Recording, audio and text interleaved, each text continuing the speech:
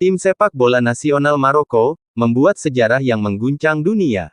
Tim bernama Atlas Lions itu berhasil menjadi tim Afrika pertama yang melaju ke babak semifinal Piala Dunia usai mengalahkan Portugal di Stadion Al Tumama.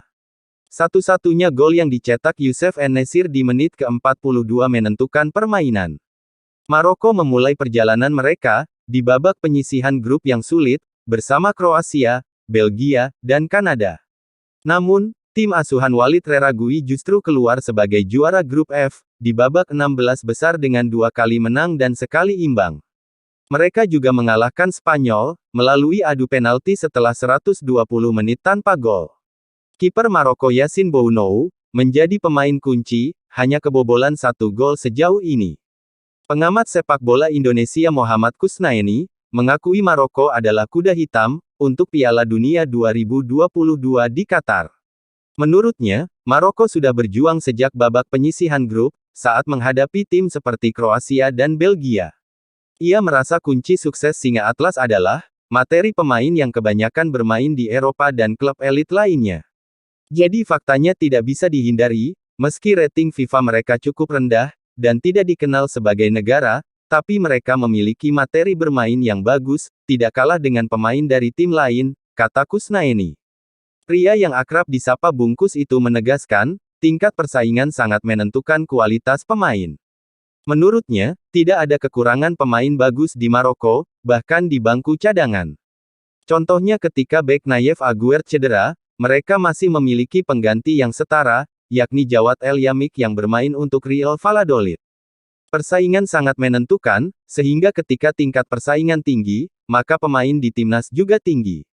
Jadi dengan Piala Dunia U20, kami paham kenapa Sintayong, pelatih timnas Indonesia, sangat menginginkan pemain yang punya pengalaman di Eropa, ujarnya.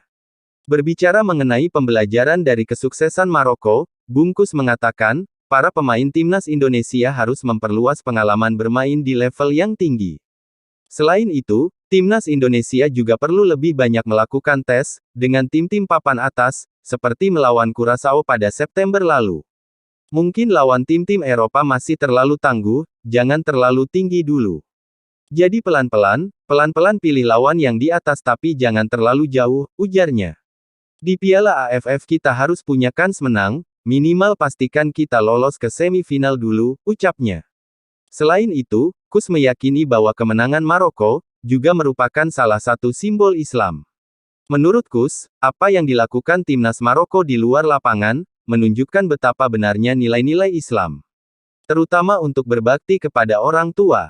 Harap dicatat bahwa Federasi Sepak Bola Maroko menawarkan pemain dan staf kesempatan untuk membawa perwakilan keluarga mereka ke Qatar. Apa yang dilakukan Maroko di luar lapangan menjadi simbol Islam, bagaimana mereka membawa ibu para pemain, merayakannya dengan ibu mereka, dan kemudian membungkuk dengan rasa syukur. Itu sangat bagus untuk simbol, menunjukkan bagaimana umat Islam memainkan peran, menghormati peran orang tua dan memuliakan mereka, katanya. Koordinator Safe Our Soccer Akmal Marhali mengatakan, bahwa kesuksesan Maroko menunjukkan bahwa tidak ada yang mustahil dalam sepak bola. Menurutnya, ini adalah salah satu hal terpenting yang bisa dipelajari sepak bola Indonesia. Jadi kita sebenarnya punya kemampuan yang sama, asalkan kemampuan itu bisa diciptakan, dipupuk dan ditata dengan baik, kata Akmal. Kesuksesan Maroko juga menunjukkan bahwa negara-negara dunia ketiga menunjukkan semangat mereka untuk membangun sepak bola dan layak mendapat perhatian, ujarnya. Indonesia perlu terus berlatih dan mengirimkan banyak pemain untuk berani berkiprah di luar negeri, kata Akmal. Terima kasih sudah mengikuti channel Laga Timnas, jangan lupa subscribe, like, komen, dan share.